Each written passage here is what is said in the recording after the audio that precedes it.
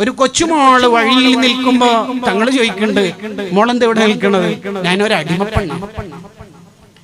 എന്റെ യജമാനൻ 2 ദിർഹം എന്റെ കയ്യിൽ തന്നിട്ട് സാധനം വാങ്ങാൻ വെച്ചതാ, നഷ്ടപ്പെട്ടു, മിസ്സായി. അതിനാണോ കരയണത്?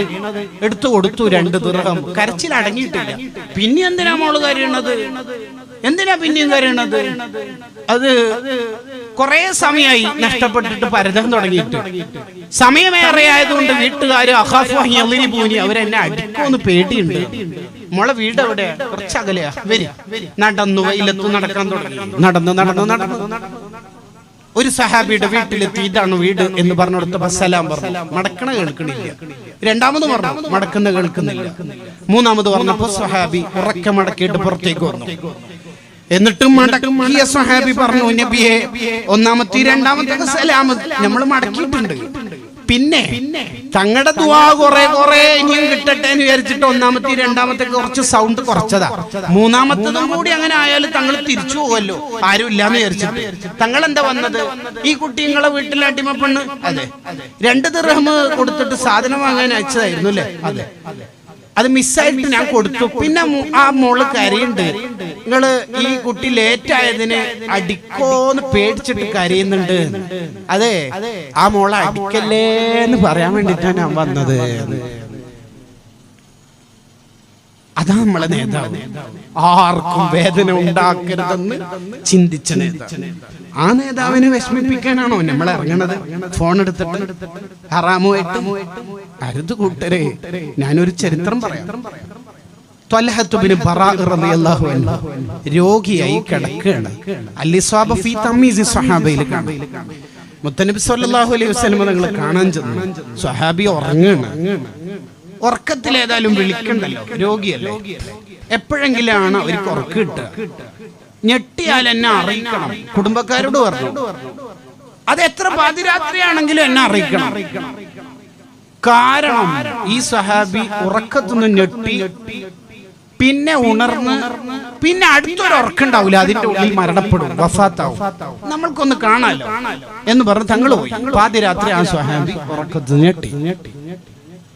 മുത്തനബി സല്ലല്ലാഹു അലൈഹി വസല്ലം തങ്ങൾ വന്ന വിവരമൊക്കെ കുടുംബക്കാര് പറഞ്ഞു.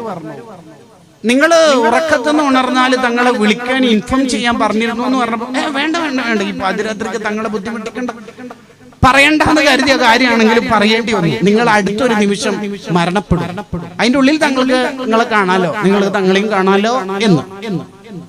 അപ്പൊ വിളിക്കട്ടെ. അപ്പൊ സാഹിബ് പറഞ്ഞെന്താ അറിയാം?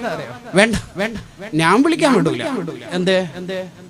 ഈ പാതിരാത്രി തങ്ങൾ വരുന്ന സമയത്ത് അവിടുത്തെ ഷറഫാക്കപ്പെട്ട കാലിന് വല്ല മുള്ളും കുത്തിയാലോ, വല്ല ഇഴജന്തുക്കളും കടിച്ചാലോ, വല്ല ശത്രുക്കളും വേദനിപ്പിച്ചാലോ അതൊന്നും ഈ ത്വൽഹക്ക് സഹിക്കൂല. എനിക്ക് വേണ്ടല്ലോ തങ്ങൾ വേദനിക്കാനുള്ള ഒരു സാധ്യത ഉണ്ടാവരുത് എന്ന് പറഞ്ഞു ഒരു പോയി വഫാത്തായി. ഈ ലോകത്തൊന്ന് വിട പറഞ്ഞു. രാവിലെ സഹാബിയുടെ ജനാസ പള്ളിയിലേക്ക് കൊണ്ടുവന്നു. കുടുംബക്കാരോട് മുത്തനബി സല്ലല്ലാഹു അലൈഹി വസല്ലം തങ്ങൾ ചോദിച്ചു, ഒരു ഉറക്കത്തിന് ഞെട്ടിയില്ലായിരുന്നു? നിങ്ങൾ തന്നെ വിളിക്കാതിരുന്ന്? അനുവദിച്ചില്ല. എന്തേ? തങ്ങൾ ആ പാതിരാത്രിക്ക് വരുമ്പോ അവിടുത്തെ ഷറഫാക്കപ്പെട്ട കാലിന് വല്ല മുള്ളു, വല്ല കല്ല്, വല്ല ഇഴജന്തുക്കൾ, വല്ല ശത്രുക്കൾ എന്തേലും ചെയ്താലോ എന്ന് പറഞ്ഞിട്ട് ഒരു പോയിരുന്നു. മഹബത്ത് ഉള്ളവർക്ക് മഹബൂബിനെ വേദനിപ്പിക്കാനാവില്ല. ഇത് കേട്ടപ്പോ തങ്ങൾ 2 കൈയും ഉയർത്തിയിട്ട് ഒരു ദുആ, അല്ലാഹുമ്മ അൽഖി ത്വൽഹ വ അൻത റാളിൻ അൻഹു. എന്റെ ത്വൽഹ ഇവിടുന്ന് വണ്ടി വിട്ടിട്ടുണ്ട്, സ്വർഗ്ഗത്തിൽ പ്രൗഢ സ്വീകരണം തന്നെ കൊടുത്തേക്കണേ റബ്ബേ എന്നും പറഞ്ഞിട്ടുണ്ട്. അതാ കൂട്ടരെ മഹബത്ത്. എന്റെ ഹബീബിന് വിഷമുണ്ടാവുന്ന ഒന്നും ഞാൻ ചെയ്യില്ലെന്ന് അങ്ങോട്ട് തീരുമാനിച്ചാൽ ഫേസ്ബുക്കിൽ അനാവശ്യ ചർച്ചകളിൽ, നാട്ടിൻ പുറങ്ങളിലെ ഹറാമുകളിൽ, സോഷ്യൽ മീഡിയയിലെ തെറ്റുകുറ്റങ്ങളിൽ മുഹിബിന്റെ കണ്ണിന് കാതിന് നേരം കൊടുക്കാൻ സമയം കിട്ടൂല. അയാളുടെ കാതിൽ എപ്പോഴും മദ്ഹ് ഗാനവും മൗലിദും ഖുർആനൊക്കെ ആയിരിക്കും. അയാളുടെ നാവില്, അയാളുടെ കണ്ണില് ഖുർആനും സ്വലാത്തും ഒക്കെ ആയിരിക്കും. അത് മാത്രമാണ് നമ്മുടെ. അങ്ങനെ യഥാർത്ഥ മുഹിബ്ബുകളായി ഹബീബുൽ അഅ്ലമായ മുത്തനബി സല്ലല്ലാഹു അലൈഹി വസല്ലം തങ്ങളെ ഇഷ്ടപ്പെടുന്നവരായി, ഖൽബ് കൊണ്ട് ഇഷ്ടപ്പെടുന്നവരായി നമുക്ക് ജീവിക്കാൻ പറ്റണം. റബ്ബേ, ഈ മജ്ലിസ് അതിന് കാരണമാക്കി തരണേ റഹ്മാനെ.